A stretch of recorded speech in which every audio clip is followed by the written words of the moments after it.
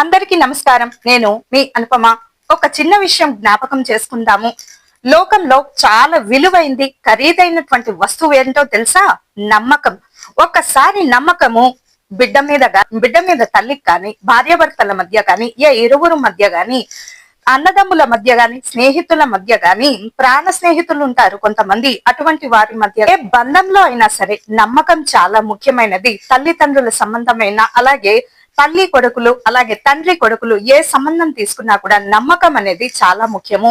ఒక్కసారి ఆ నమ్మకం గాని విరిగిపోయిందా కొన్ని సంవత్సరాలు పడుతుంది. ఒక్కొక్కసారి కుదరదనమాట. ఒకసారి మనసు విరిగిపోయిన తర్వాత తిరిగి అతికించడం అంటే ఎలా ఉంటుందంటే ఒక అతుకులాగా అలా జీవితం మొత్తము అది జ్ఞాపకం ఉండిపోతుంది. కాబట్టి ప్రపంచంలో అతి ఖరీదైన వస్తువు ఏదైనా ఉంది అంటే అది నమ్మకం మాత్రమే. ట్రస్ట్ అంటారు కదా, ఆ నమ్మకం ఒక్కసారి సంపాదించుకోవడానికి కొన్ని సంవత్సరాలు పడుతుంది. కాకపోతే పోగొట్టుకోవడానికి ఒక సెకండ్, ఒక చిన్న అరక్షణం చాలు. కాబట్టి మనం మాట్లాడేదేంటో, మనం ప్రవర్తించే విధానము, ఇవన్నీ కూడా ఆచి తూచి వ్యవహరించండి. ఎవరి మనసు నొప్పించొద్దు.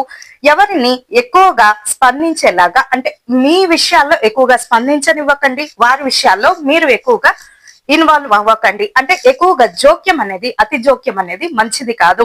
వ్యక్తిగత స్వాతంత్రం ప్రతి వ్యక్తికి, మనిషికి ఉంటుంది. కాబట్టి వారి వ్యక్తిగత విషయాల్లో మీరు జోక్యం చేసుకోకండి. అలాగే మీ విషయాల్లో, వ్యక్తిగత విషయాల్లో ఎవరన్నా జోక్యం చేసుకుంటున్నట్లయితే సున్నితంగా తిరస్కరించండి. ఎక్కువ వాదనలు లేకుండా, కొట్లాటలు లేకుండా, పెద్దగా మరి పరుష పదజాలాలు ఇవన్నీ లేకుండా, ఇది మీకు సంబంధం లేని విషయము కాబట్టి మీకు ఇందులో మరి జోక్యం చేసుకోవడానికి ఎటు విధమైనటువంటి అర్హత గాని, మీకు ఎటు విధమైనటువంటి సంబంధం లేదని చాలా సున్నితంగా అక్కడి నుంచి వెళ్ళిపోండి.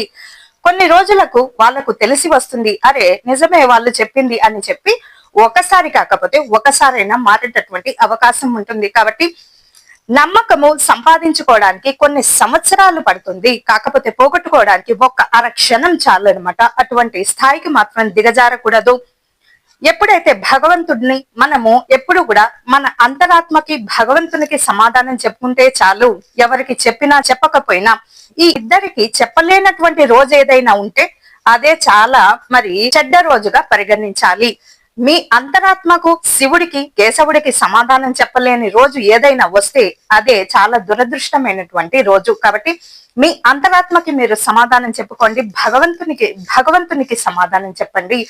మిగతా వ్యక్తులతోటి మనకు సంబంధం లేదు. మనకు సంబంధం అంటే దైవంతోటే. కాబట్టి వ్యక్తులతోటి మనకు ఎటు విధమైనటువంటి సంబంధం ఏం లేదు. వారికి సంజాయిషి చెప్పుకోవాల్సిన అవసరం కూడా లేదు. ఒక భగవంతునికి